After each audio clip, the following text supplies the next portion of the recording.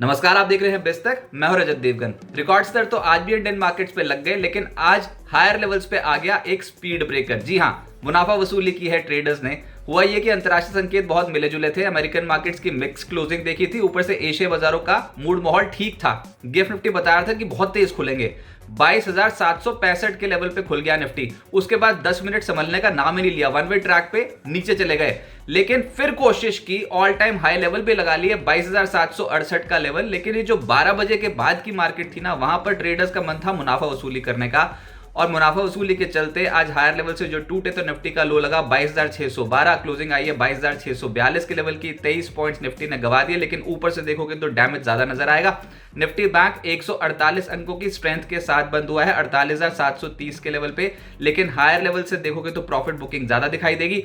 Sensex 58 अंक गवाकर 74,683 के level पे बंद हुआ है। लेकिन जो मैं बार बार कह रहा हूं, रिकॉर्ड स्तर हासिल किए थे लेकिन ऊपरी स्तरों पर टिक नहीं पाए, वहां से मुनाफा वसूली हुई है। निफ्टी पे आज के दिन का जो हाई है ये ऐतिहासिक लेवल है 22,768.4। ये डे हाई है, ऑल टाइम हाई है, और क्लोजिंग आई है 22,642.75, यानी कि 125 पॉइंट से ज्यादा गवा दिए ऊपरी स्तरों से। निफ्टी बैंक रिकॉर्ड लेवल्स जो आज हासिल किए वो थे 48,960.75, क्लोजिंग आई है 48,730.55, यानी कि 230 पॉइंट से ज्यादा का डैमेज हायर लेवल से। और सेंसेक्स 75,124.28 का हाई लगाने के बाद 74,683.7 का क्लोजिंग लेवल आया। इस पे लगभग 440 पॉइंट से ज्यादा गवा दिए सेंसेक्स ने ऊपरी स्तरों से। कंट्रीब्यूट कौन कर रहा था, फिर भी कोशिश कौन कर रहा था? आईसीआईसीआई बैंक आज इसके बलबूते बचे हुए थे। 30.5 पॉइंट्स कंट्रीब्यूट कर रहा था पॉजिटिव डायरेक्शन की और निफ्टी पे। इसके अलावा इन्फोसिस, शुरुआत तो इसकी बहुत तेज हो गई थी, लेकिन उसके बाद प्रॉफिट बुकिंग आई। अपोलो हॉस्पिटल दिन भर एक्शन देखा है स्टॉक में, हिंडाल्को और कुछ खरीदारी एचडीएफसी बैंक में। लेकिन जो गिरावट में आज ज्यादा कंट्रीब्यूट कर गया वो था रिलायंस इंडस्ट्रीज। आज 34 पॉइंट्स के करीब कंट्रीब्यूशन नेगेटिव साइड पे इसकी तरफ से। फिर टाइटन, आईटीसी, टीसीएस, एलएनटी, यहां पर दबाव देखने को मिल रहा था। मात्र 16 शेयर्स निफ्टी के चढ़े, 34 शेयर्स आज गिर गए। लेकिन फिर भी जो सबसे तेज चला निफ्टी पे वो था अपोलो हॉस्पिटल, 3% से ज्यादा तेज। हिंडाल्को 2% ऊपर, आईसीसी बैंक करीब 2% ऊपर। इन्फोसिस दिन के दौरान 2.5% से ज्यादा तेज था, लेकिन फिर प्रॉफिट बुकिंग आ गई। इसके अलावा बजाज फिनसर्व 1% से ज्यादा चढ़ा। निफ्टी लूजर्स में टाइटन, हीरो मोटोकॉर्प, कोल इंडिया, रिलायंस इंडस्ट्रीज, एशियन पेंट्स, इनका दिन नहीं था आज। 1.25% से 2.25% के आसपास टूटते हुए नजर आए। एफएनओ गेनर्स में चमक गए मेटल स्टॉक्स। हिंद कॉपर एक दिन का रिटर्न है 8% का। वेदांता आज चढ़ा 4.5%। इसके अलावा गोदरेज प्रॉपर्टीज, एसबीआई कार्ड और एमसीएक्स इंडिया जैसे स्टॉक्स 4.25% से 4.5% उछलते हुए नजर आए।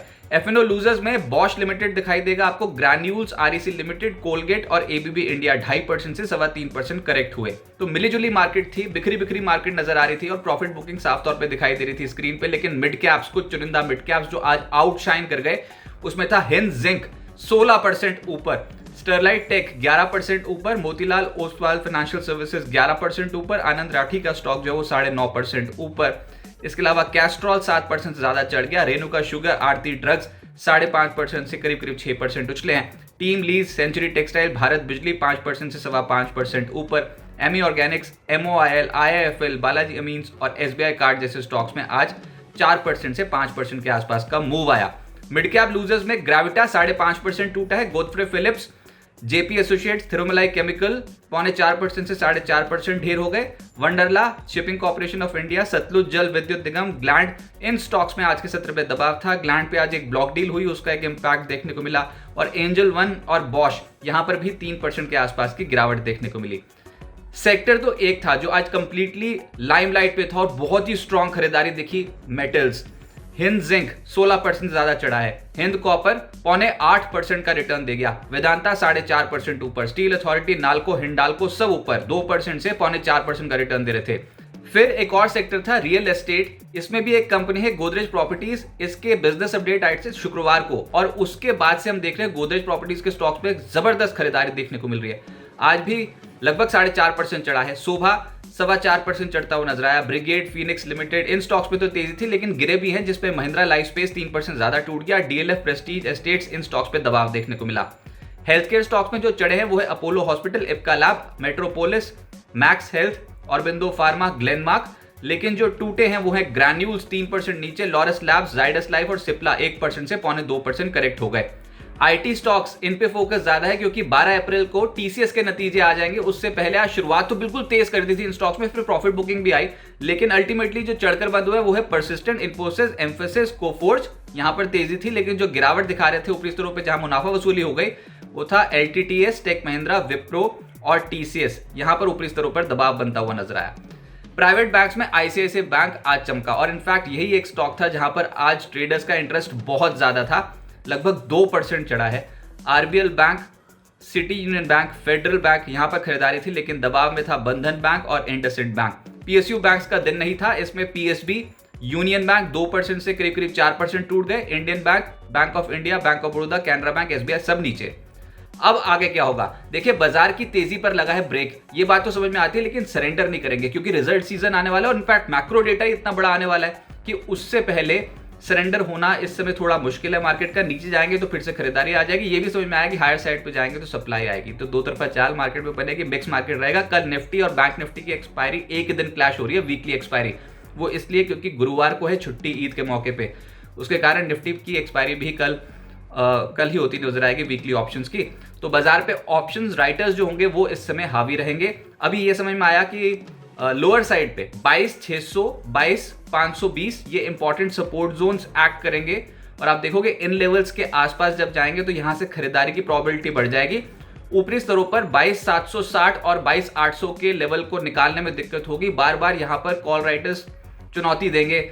ऊपरी स्तरों पर जाएंगे तो कॉल राइटर इन स्तरों पर बहुत हावी रहेंगे और जैसे मैंने कहा कि 11 अप्रैल यानी कि गुरुवार को ईद के मौके पे है छुट्टी, फिर 12 अप्रैल बड़ा दिन है। देखिए मार्केट तो उस दिन हम देखेंगे क्या कर रहा है क्या नहीं, लेकिन टीसीएस के नतीजे आएंगे बाजार बंद होने के बाद, वो डायरेक्शन तय कर देंगे आईटी स्टॉक्स की और अगले हफ्ते आईटी स्टॉक्स पे इंपैक्ट पड़ेगा। इनफैक्ट फिर उसके बाद 18 तारीख को इन्फोसिस के भी नतीजे हैं, तो ये आईटी सबसे पहले लाइमलाइट में रहने वाला है क्योंकि नतीजे बड़ी कंपनियां पोस्ट कर देंगी। फिर उसके बाद फिर 20 तारीख को एचडीएफसी बैंक नतीजे पोस्ट करेगा, तो ये अब रिजल्ट्स ही ट्रैक हो रहे हैं मार्केट पे और इसका इंपैक्ट मार्केट पे डेफिनेटली देखने को मिलेगा।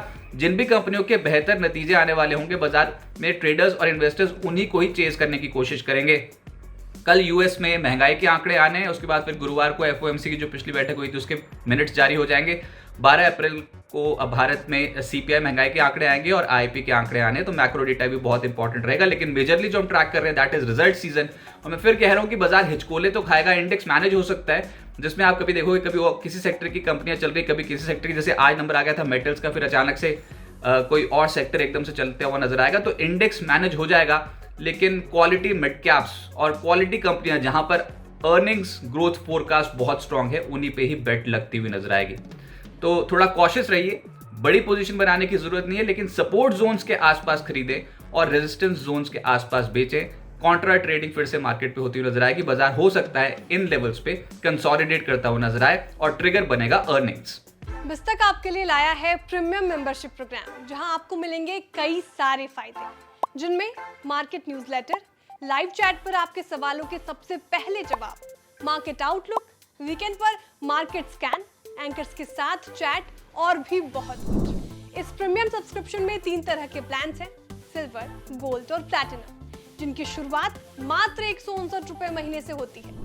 इससे जुड़ना भी बेहद आसान है। बिस्तक के YouTube चैनल पर जाएं, ज्वाइन बटन पर क्लिक करें और अपना प्लान सिलेक्ट करें। बस बन गए आप हमारे प्रीमियम मेंबर।